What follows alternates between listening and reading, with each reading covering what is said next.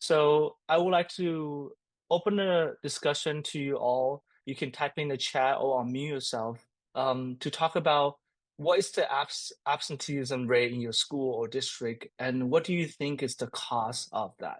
And like what we mentioned before, it can be all different kind of reasons, right? It can be because the school climate is not good, right? The student is not excited to come to school.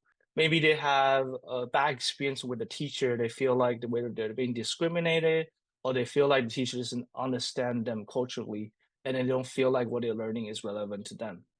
It can be maybe they recently had a disciplinary incident, and they feel like they're being mistreated for some reason, and then they stop coming to school because of that. Or it can simply be because they have to take a part-time job to support their family, and that take away their time to come to school, or they're just too tired of after working all day. There be many reasons. What would be a reason to your school? Thank you, Martin. First quarter it was 8%. Now they have 80%. Illness seems to be on rise. Thank you for sharing. I didn't think about this. Maybe because the weather, they all get sick and then all they start staying at home. Interesting. As we continue this webinar, if you would like to share your absentees rate and what caused the absenteeism, please share with us. But I would like to bring up, so I think this is a number that it's hard for school to talk about because it's scary. First, the contagious nature of it, and who would like to reveal that we have chronic absenteeism, right? It's a scary number and data to talk about, but only if we talk about it, we can improve on it, right? There's a famous saying that if you cannot measure it, you cannot improve it. And so if you don't have that rate on top of your mind, maybe it's time for you to start looking for it. And later we'll address how important it is to know this number, because without knowing the number and knowing what is healthy to your school, you won't be able to develop a structure of MTSS.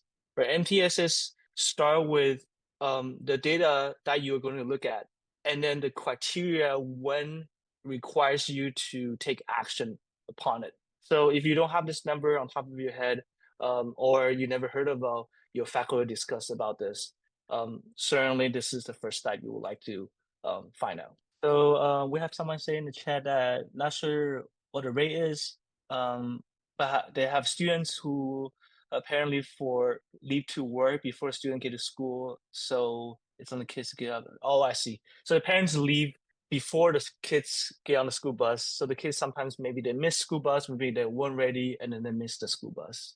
And parents not wanting to say no to the children staying home. That is in fact a very big issue.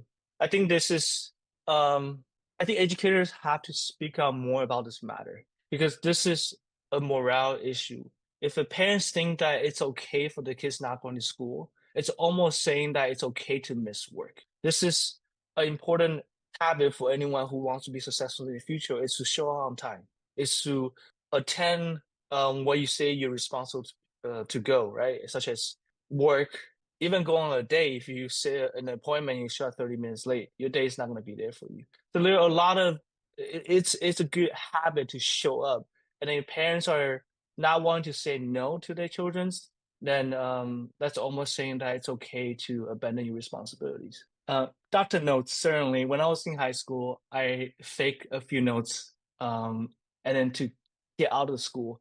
That is certainly an issue, and that's something that the school has to have a policy in place to prevent this to happen. Awesome. Thank you for everyone's contribution. I have now learned more different reasons that I haven't thought about before, or I haven't seen in the research. And those are certainly real. And as you can see, every school has its own problems toward this issue. And that's why we are gathered over here.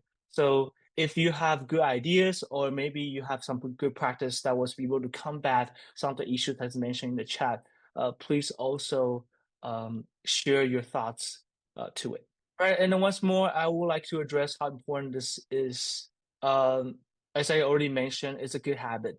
Being consistent, be able to consistent attend school is crucial. And absentees doesn't help this at all.